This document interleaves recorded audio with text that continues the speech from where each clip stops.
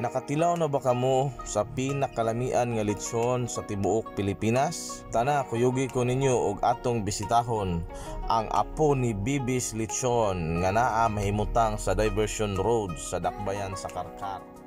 Araw-araw sipag lang, hayaan mo silang sa'yo'y humahad lang.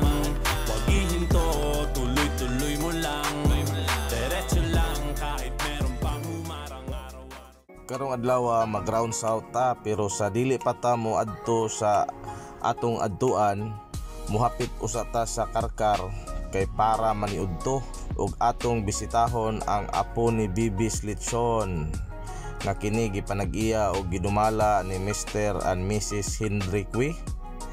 Gawas nga maayo kaayo sila mo abi-abi sa ato ang mga bisita, taga Luzon, Visayas o Mindanao, o lakip na ang taga laing nasod nga mobisita diri sa tuwa, dili gid sila magmahay og ilahang matilawan ang lechon diri sa Karkar.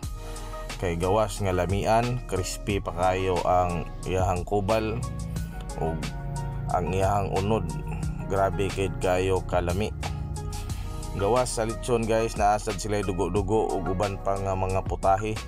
Unsa pa inyo dugayan guys, bisitahan na ninyo ang apo ni Bibis Lechon nga naa nahimutang sa Diversion Road sa Dakbayan sa Karkar para dili mo magmahay, para makatilaw mo sa pinakalami nga lechon ug ato ning ipasigarbo sa tibuok Sugbo, ang apo ni Bibis Lechon by Jibas Eatery.